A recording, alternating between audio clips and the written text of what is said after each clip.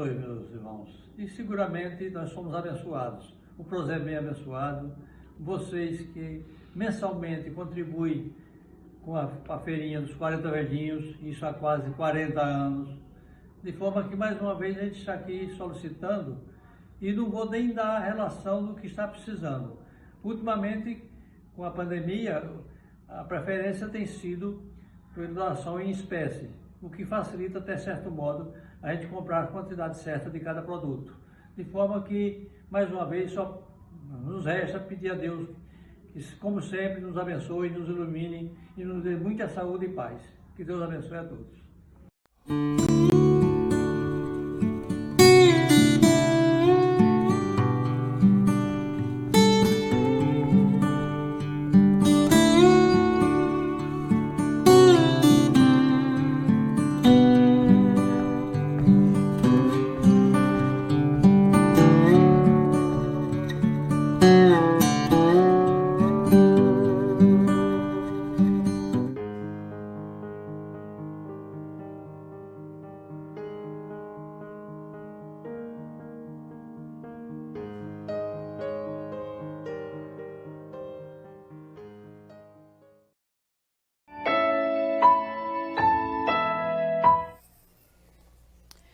Olá, meus amigos, boa tarde, sejam todos muito bem-vindos a mais um Evangelho no Lar, trazido pela Casa Espírita Prozebem.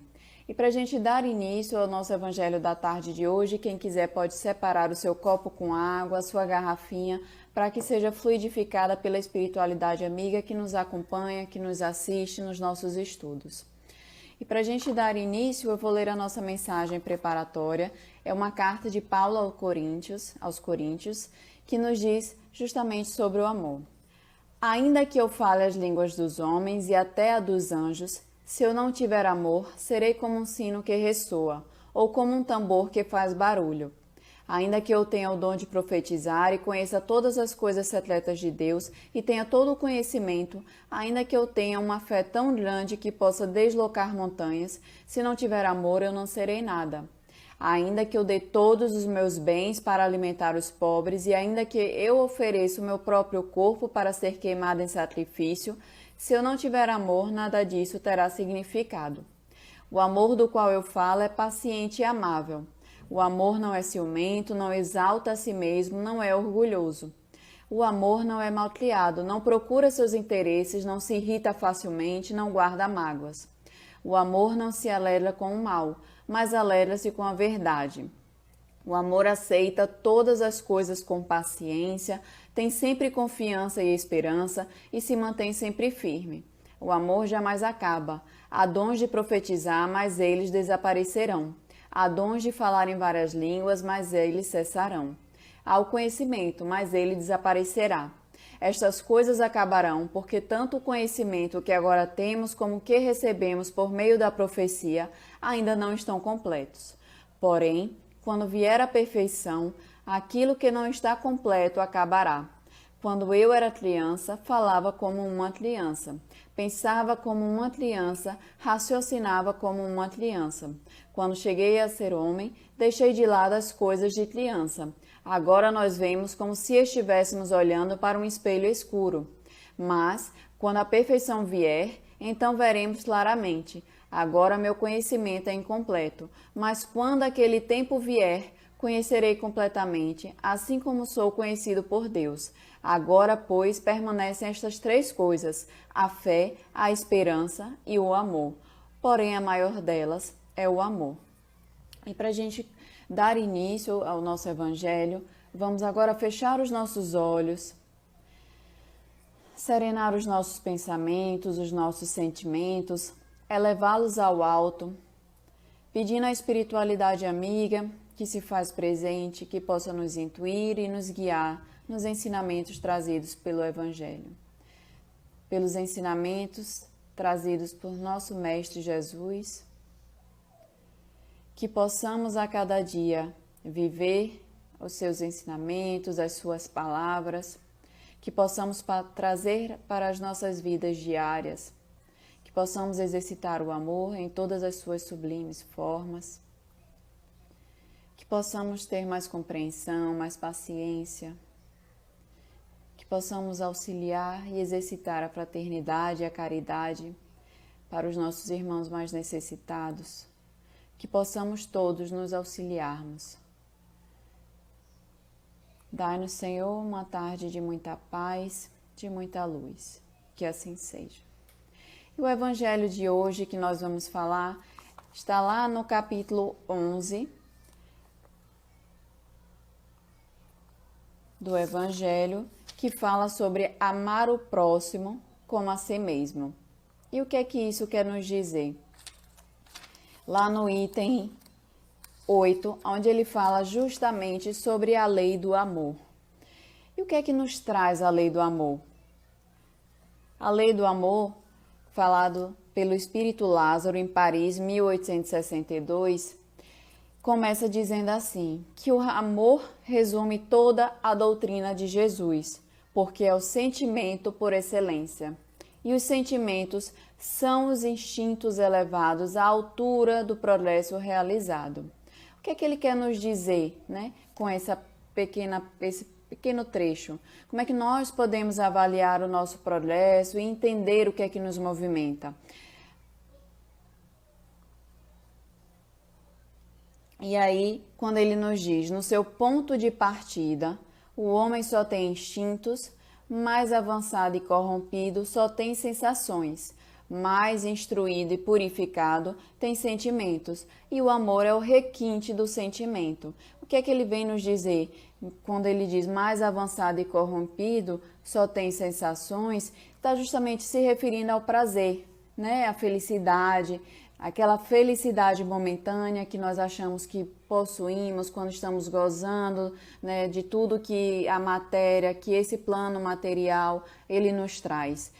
E a gente relembrando lá, que a mensagem inicial que a gente acabou de ler, a gente vê que Paulo, inclusive, ele fala, né, se referindo justamente a esse momento, que quando ele é criança, né, ele tem o entendimento de uma criança. Então, quando eu era criança, eu falava como uma criança, pensava como uma criança, raciocinava como uma criança. Podemos dizer justamente ao que ele se refere aqui, que no nosso ponto de partida, o homem ele tem apenas instintos, se referindo o quê? À nossa infância espiritual, né? Ao nosso início dessa vida espiritual. E que mais avançado e corrompido, ele passa a ter sensações. Então, depois que a gente vai evoluindo um pouco mais, através das reencarnações, que é justamente uma prova do amor de Deus para conosco, né? As reencarnações, a gente passa a ter sensações. Mas quando nós nos tornamos instruído e purificado, nós passamos a ter sentimentos, ou seja, nós trocamos aquelas emoções, aqueles sentimentos diversos, né, de raiva, de inveja, de ódio, de medo, que se tornam o quê? Orgulho, para transformar justamente em quê? Em harmonia, em autoaceitação, no perdão, em fé, em caridade, que são tudo o quê? Amor, são formas de amor. E aí o Evangelho, Lázaro continua, não o amor no sentido vulgar do termo, mas esse sol interior que reúne e condensa em seu foco ardente todas as aspirações e todas as revelações sobre-humanas. Quando a gente diz não o amor no sentido vulgar do termo, porque nós temos justamente o hábito, o costume de relacionar amor com isso, com paixão, com posse, né? Esse amor corporal entre homem e mulher, esse amor possessivo de poder, às vezes entre famílias, com os nossos filhos, não o amor sublime realmente, o amor divino. E aí ele continua, a lei do amor substitui a personalidade pela fusão dos seres e extingue as misérias sociais. Então ele acaba com o quê? Com o egoísmo, né? Porque deixamos de ser personalidade, passamos a ser um só, pensarmos no coletivo, pensarmos em todos por igual e não apenas no que é bom para mim. Ele aniquila, né, o orgulho. Por quê? Porque deixamos de lado tudo que o orgulho nos traz, para quê? Para a gente exercitar a humildade, e com a humildade vem a caridade, a fraternidade. ele passa a estabelecer a justiça e a caridade, transforma justamente o eu em nós. E aí ele ainda continua no Evangelho, que feliz é aquele que, sobrelevando-se à humanidade, ama com imenso amor os seus irmãos em sofrimento. Feliz é aquele que ama, porque não conhece as angústias da alma, nem as do corpo. Seus pés são leves e ele vive como transportado fora de si mesmo. Feliz no sentido de que se eleva sobre os instintos humanos egoístas, a felicidade a qual nós tanto almejamos e que saímos buscando ainda com a nossa ignorância, com a nossa falta de maturidade espiritual, essa felicidade momentânea e passageira. Não é a essa felicidade que ele se refere. E o amor e o amar o torna feliz, mesmo na terra, o quanto possível, o quanto ama e compreende. A partir do momento que a gente começa a ter a compreensão, mesmo que num planeta ainda de provas e expiações, onde ainda prevalece muito as dores, os sofrimentos, nós podemos encontrar felicidade através do amor. Quando nós passamos a exercitar o amor na nossa vida diária, nós temos várias oportunidades de exercitá-lo na nossa vida, seja através da caridade, seja através de não pensarmos apenas em nós, de deixarmos o egoísmo de lado, o ego, como a gente já viu em outras vezes, a gente exercitar justamente o amor sublime como Jesus o fez. Qual foi o maior exemplo que nós podemos seguir de perfeição? Jesus. Jesus amou a todos indistintamente. Quando Jesus pronunciou essa palavra divina, amor, ele fez estremecer os povos e os mártires, ébrios de esperança, desceram ao circo. Então, era o momento de quê? Da humanidade justamente avançar, sair da sua vida de instintos primários, comer, beber, o que as nossas necessidades fisiológicas demandam, iniciar justamente a nossa caminhada dos sentimentos para o amor. Foi isso que Jesus veio nos mostrar, nos ensinar. E o Espiritismo ainda continua lá no Evangelho, por sua vez, vem pronunciar a segunda palavra do alfabeto divino.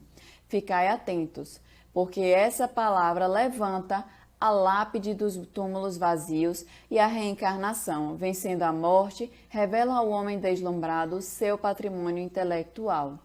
Mas já não é mais aos suplícios que ela conduz, e sim a conquista do seu ser elevado e transfigurado. O sangue resgatou o espírito, e o espírito deve agora resgatar o homem da matéria. Através de quê? O que ele quer nos dizer? A reencarnação. Então, como a gente já falou rapidamente, Deus é amor, Deus é amor. E é através desse amor que Ele tem por nós, que Ele nos fornece essa oportunidade de reencarnarmos, de repararmos tudo aquilo que precisamos, para que nós também possamos nos tornar amor, assim como Deus. Por que nós estamos aqui?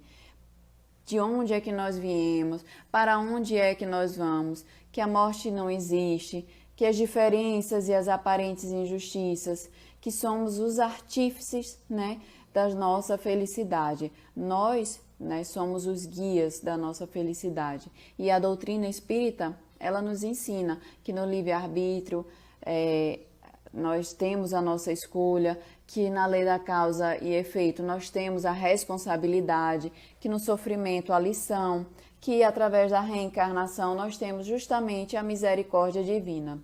Na mediunidade, o Espiritismo nos traz o consolo, o esclarecimento, a instrução. Na lei de evolução, nós temos a perfectibilidade, como Jesus diz, vós sois deuses. E na reforma íntima, nós temos o caminho, através da porta estreita. E aí o Evangelho ele ainda continua. Disse que o homem no seu início tem apenas instintos. Aquele, pois, em que os instintos dominam, está mais próximo do ponto de partida do que do alvo. Então, se nós ainda deixamos que todos esses instintos, esses sentimentos baixos que nos prendem ainda ao nosso ponto de partida, nós demoraremos e mais difícil será para nós alcançarmos a nossa perfeição, o nosso ponto de chegada. para avançar em direção ao alvo, o Evangelho nos diz que é necessário vencer os instintos a favor dos sentimentos, ou seja, aperfeiçoar os sentimentos, como a gente viu, aqueles sentimentos de raiva, de orgulho, de egoísmo, de vaidade, que ainda são tão fortes dentro de nós, a gente aperfeiçoá-los e transformá-los, sufocando os germes latentes da matéria. Então, vamos transformar através do quê? Do nosso autoconhecimento. E aí o Evangelho ainda diz que os instintos são a germinação e os embriões dos sentimentos. Trazem consigo o progresso como a bolota oculta o carvalho. Os seres menos adiantados são os que, libertando-se lentamente de sua crisálida, permanecem subjugados pelos instintos.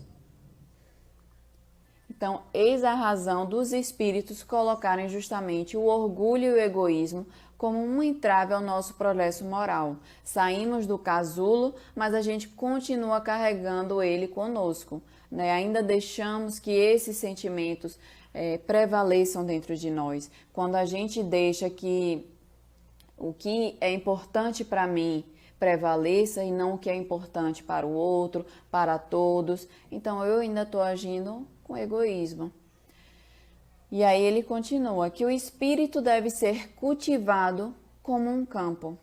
Toda a riqueza futura depende do trabalho atual, e mais que os bens terrenos, ele vos conduzirá à gloriosa elevação. Será então que, compreendendo a lei do amor que une a todos os seres, nela buscareis os suaves prazeres da alma, que são o prelúdio das alegrias celestes. E aí Fenelon continua também falando, lá em Bordeaux, 1861, que o amor ele é de essência divina. O amor é Deus, Deus é amor. Desde o mais elevado até o mais humilde, todos vós possuís no fundo do coração essa centelha desse fogo sagrado. Né? Nós sabemos que a própria reencarnação, como mencionado, é a prova de amor a Deus por nós. Todos nós, criaturas, sejamos perfeitos, imperfeitos, todos aqui ainda somos imperfeitos, ainda estamos no processo evolutivo, mas todos temos dentro de nós essa centelha desse amor, dessa essência divina, porque todos um dia nós chegaremos também a essa perfeição. Se a gente parar para imaginar que aquela pessoa que fez tanto mal para a gente, aquelas pessoas que a gente afasta do convívio da sociedade, porque, ao nosso ver, não estão de acordo com o que as leis da convivência, as leis de sociedade nos trazem, a gente as afasta, mas elas possuem também essa centelha de amor divino dentro delas. Elas possuem algo que elas amam, alguém que elas amam, de alguma forma elas conseguem exercitar esse amor. Se a gente for pegar o próprio Hitler, o Hitler ele amava os animais, por mais que ele tivesse feito tudo o que ele fez, né? Ele possuía amor aos animais. Por quê? Porque todos nós temos essa centelha divina dentro de nós. E é com o tempo e é no nosso dia a dia que a gente vai conseguindo exercitar e colocar esse amor em prática, como Jesus nos ensinou. A Maria Madalena, quem curou? Foi o amor de Jesus. Ela teve a busca dela pelos prazeres momentâneos, em busca da felicidade que ela não achava, até que ela conseguiu e entendeu o que é que realmente preenchia, qual era o verdadeiro amor. Quando a gente também conseguir descobrir, como o próprio Paulo, que a gente citou aqui no início, Paulo ele fala justamente nessa carta aos Coríntios dessa transformação, que quando ele conseguir atingir essa perfeição, como ele diz, aquele tempo vier, conhecerei completamente, assim como sou conhecido por Deus. Porque agora, pois, permanecem estas três coisas, a fé, a esperança e o amor. Quando a gente parar de olhar ao redor e olhar para dentro de nós, a gente vai também reconhecer essa centelha que existe em nós, essa centelha colocada por Deus para guiar os nossos caminhos. E como é que a gente faz isso? agradecendo as oportunidades de exercitar o perdão, de exercitar a caridade. Se a gente não pode fazer aquela caridade material, a gente tem a caridade moral, que é muito importante, inclusive, aos olhos de Deus. Por quê? Porque a gente doa o que a gente realmente é e não o que a gente tem. Então, eu posso doar a palavra, posso doar os meus sentimentos, aquilo que eu consigo carregar dentro de mim. Mas se a gente continua a colocar empecilhos, a não respeitar o outro, né? Os compromissos, são vários os exemplos no nosso trabalho, uma palavra amiga. Então, são várias as formas que a gente tem de exercitar justamente esse amor, né? Como é que Jesus fez? Quais foram os ensinamentos que Jesus nos trouxe? Se a gente parar e colocar Jesus como a nossa referência, né, tentar ao menos fazer 1% do que Jesus fazia, ou do que Jesus fez, a gente vai estar no caminho. Então, é a gente parar de pensar apenas em nós, no nosso bem-estar, e a gente pensar em todos, amar a todos indistintamente. Não foi isso que Jesus nos ensinou? Não foi isso que ele veio nos ensinar? Então, é a gente se colocar no lugar do outro. Eu gostaria que isso fosse feito comigo dessa forma, eu gostaria que agissem assim comigo. Então, vamos aproveitar esse momento, vamos renovar os nossos pensamentos, vamos renovar os nossos sentimentos. É tempo de mudança, né? Que esse ano novo que chega, né? E o ano que fica, que seja de aprendizado. Foi um ano que a gente pôde justamente exercitar o amor. Vamos olhar as coisas boas que ele pôde nos trazer, né? Que esse ano ele nos trouxe. O momento da gente ficar mais próximo da nossa família, de a gente mais uma vez exercitar a nossa caridade, a nossa fraternidade, a nossa empatia para com o nosso próximo. Vamos colocar para fora essa centelha divina do amor que está dentro de nós. Vamos respeitar uns aos outros, respeitar os nossos familiares, respeitar as nossas ligações, né, os nossos vínculos, respeitar e colocar sempre dando importância não apenas aos meus pensamentos, aos meus desejos, mas também aos do outro.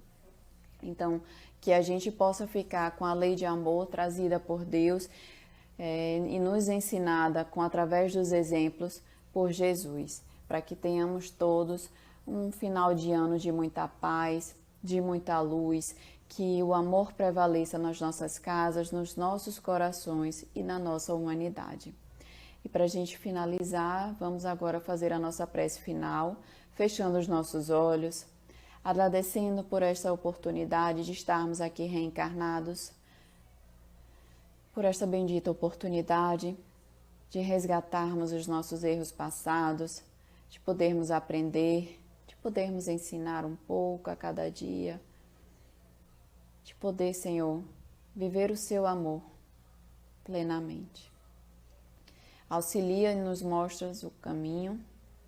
Afastai, Senhor, da felicidade momentânea e passageira. Preenche os nossos corações e os nossos lares com o teu amor divino. Obrigada, Senhor. Obrigada, Jesus. Que tenhamos um final de tarde de muita paz. Que assim seja, meus irmãos.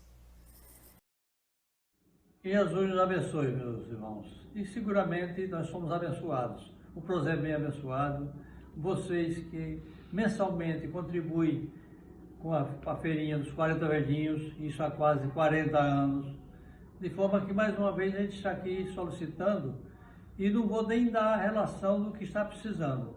Ultimamente, com a pandemia, a preferência tem sido por doação em espécie, o que facilita até certo modo a gente comprar a quantidade certa de cada produto. De forma que, mais uma vez, só nos resta pedir a Deus que, como sempre, nos abençoe, nos ilumine e nos dê muita saúde e paz. Que Deus abençoe a todos.